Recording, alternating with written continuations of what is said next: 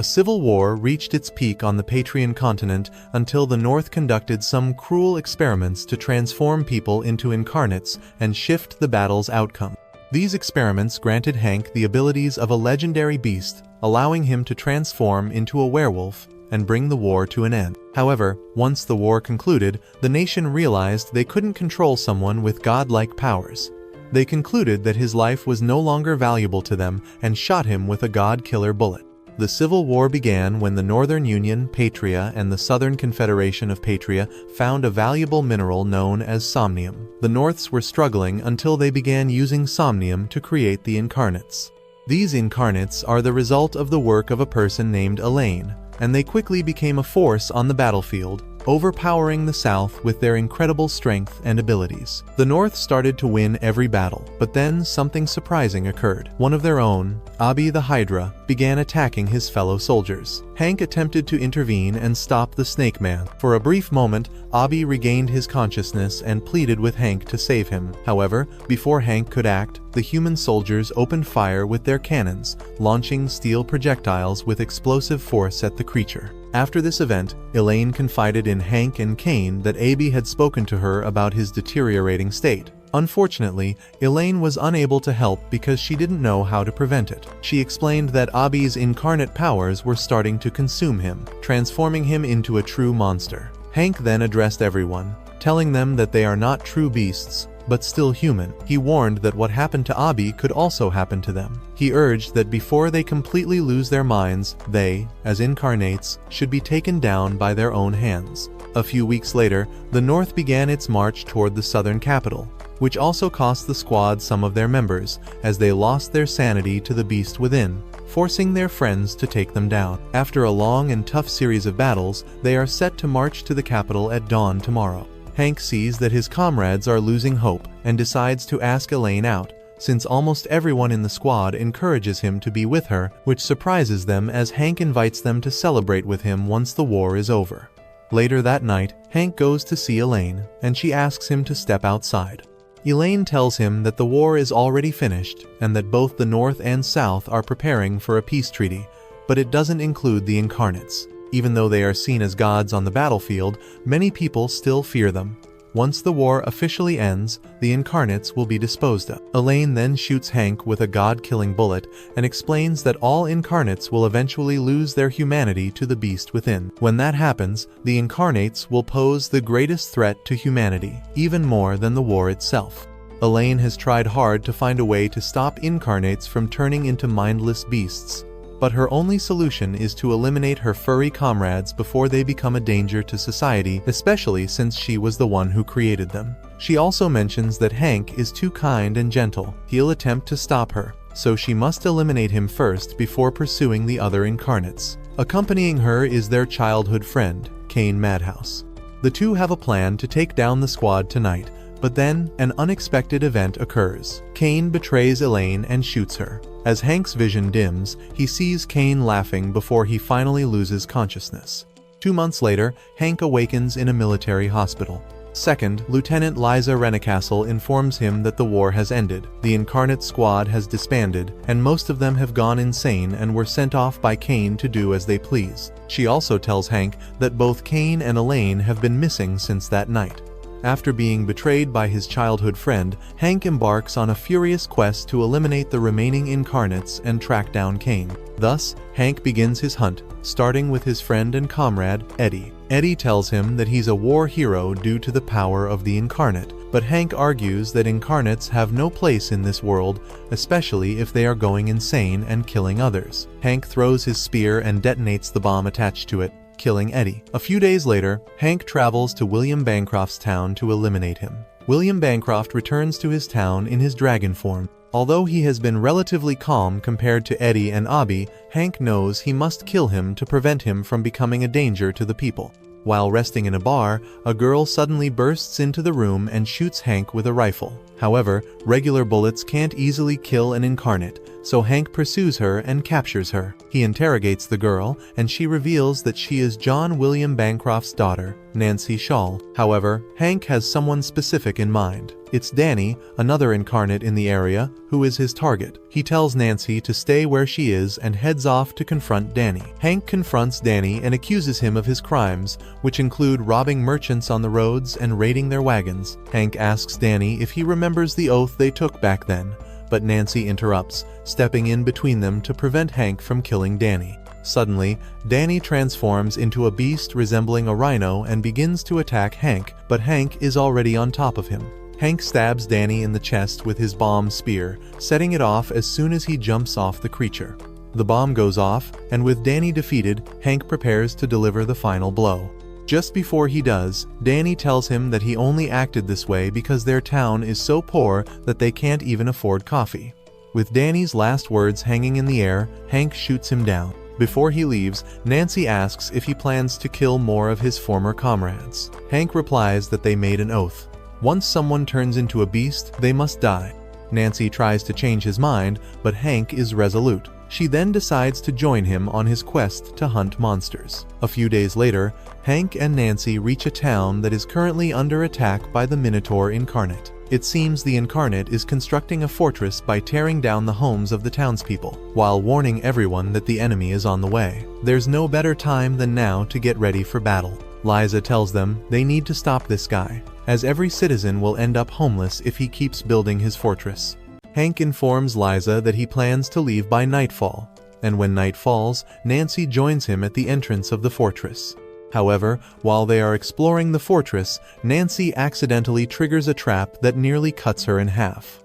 Luckily, Hank saves her just in time. She then inquires about the Minotaur, prompting Hank to share Theo's backstory. He explains that Theo is quite anxious and suffers from PTSD, which makes sense considering he built such a huge fortress filled with traps. When they finally reach the entrance, Hank leaves Nancy to confront Theo. Hank eventually meets up with Theo, who greets him with his usual nervousness about imaginary threats. After Hank clarifies his intentions, Theo transforms into a Minotaur and activates his trap cards. Hank finds himself caught in a barrage of projectiles from Theo. Just when Theo is about to finish him off, Hank transforms into a werewolf. The traps set by the Minotaur are no match for Hank's sharp senses and incredible agility. When one of Theo's traps sends Hank flying into the air, he takes advantage of the height to execute a quick and powerful claw attack that tears through Theo's stone axe and iron armor. After Theo utters his last words, Hank delivers the final strike, killing his comrade for good. A few days later, Hank and Nancy board a train to another town. However, before they can continue, Liza halts the train and updates Hank about another incarnate. It turns out that a kind incarnate known as the Behemoth is on a collision course with the newly constructed iron bridge, which connects the north and south. Once he learns the details, Hank shares his plan with everyone and prepares for the Behemoth's arrival.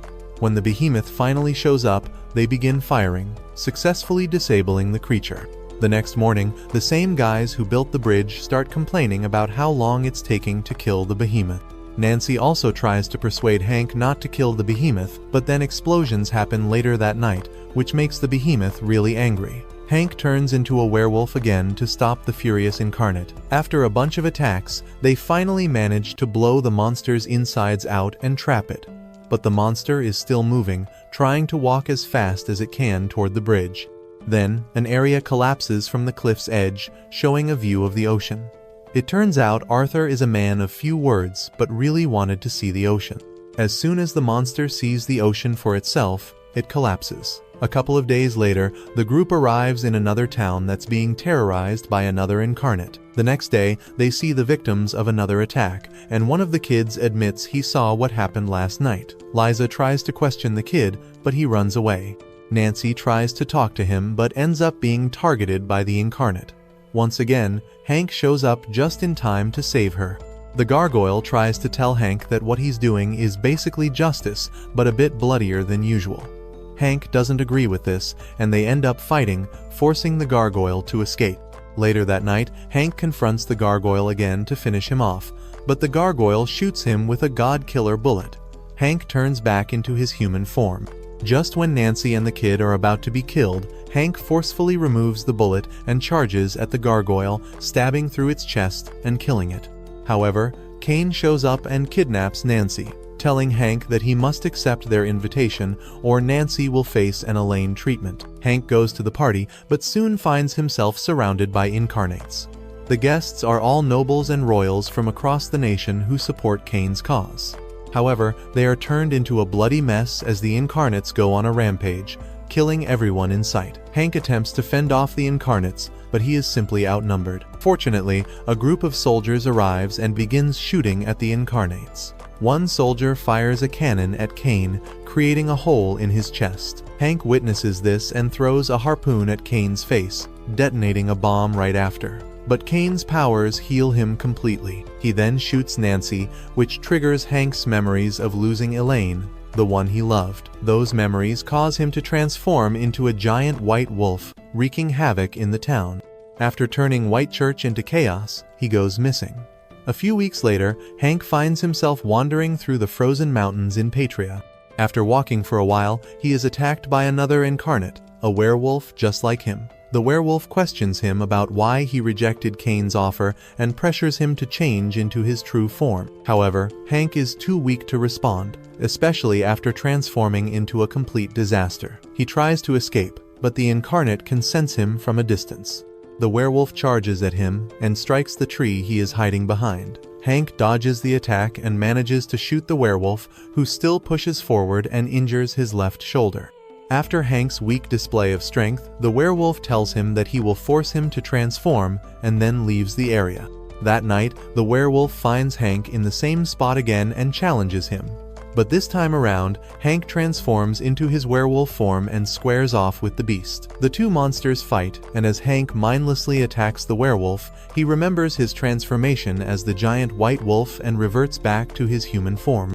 The werewolf finds Hank's power play super pathetic and decides to throw him at the nearest cliff. He then keeps on stomping Hank's bulky chest, but the same soldiers from the Whitechurch saves Hank. However, Hank falls as the cliff starts to collapse. Hank wakes up on Nancy's lap, and she tells him that she went back to her hometown. Nancy tells her that her father, whom Hank previously shot dead, reanimated as a zombified incarnate, so she killed him. After killing her dad, Nancy informs him that somehow she understands why Hank is killing incarnates. Hank talks about his worries and she comforts him. Hank asks Nancy that although they might turn into monsters someday, him included, she shouldn't forget about them. They're still humans and desire to live as one. Hank leaves and sets out to finally kill his friend and comrade, Garm, bleeding profusely and having lost a lot of blood. At that moment, he sees Hank and rushes to attack him, stating that Hank won't be able to stop him from pursuing his goal. Hank's plan was to activate the bomb the moment Garm reaches him. Just as Garm closed in on Hank, Nancy arrives and shoots the pesky beast, giving Hank the opening he needs to transform back into his werewolf form. The furries fight once again, and with Hank's final blow, another incarnate is laid to rest. A few weeks prior to the final battle came a couple of remaining incarnates, and their loyalists established the country of New Patria, a separate state where incarnates are pretty much the Olympian gods. With this new threat, the North established a task force to track down Cain and end his madhouse of atrocities. Hank joins this group of soldiers specializing in incarnate extermination. With a little help from Nancy and Liza, the battalion marches into the fortress, and they're immediately greeted with arrows from the centaur incarnate, Miles. Hank transforms into his werewolf form to apprehend Miles, luring him into a trap. But Miles stands up and heals his bullet wounds, quickly fleeing the scene while the soldiers rain bullets on him. The next day, the army readies themselves to start digging trenches. Later, the trench commander signals the attack, and waves upon waves of northern soldiers rush to the fortress to eat iron balls, which is led by Hank. Although the Northmen manage to get to the fortress foot, Miles ambushes them from behind and starts free-firing his arrows, killing the northern soldiers left and right. Miles tries to lure the soldiers away from the main army, but he's heading to a trap. The soldiers trips the centaur, and he gets jumped by Hank, who pierces Miles' chest and fires a flare, signaling the commander to bomb his location. Although Miles manages to regrow his limbs, the area suddenly gets covered by pink mist. It was Abai's poison. Hank ends Miles' condition, thus preventing the incarnate from horsing around. But before they can do anything, Cain shows himself and blasts every soldier's heads. Hank senses this and throws his harpoon at Cain, destroying his right arm. He then fires a shot, but Cain turns into mist, only to reappear again. Cain reveals to him that he built a new empire for everyone, for humans and beasts, an utopia where everyone can live in harmony. He tells Hank that humans are deranged creatures and incarnates are born from it. Seeing his friend lost his mind already, Hank transforms into his werewolf form and starts attacking Cain, who has God mode on.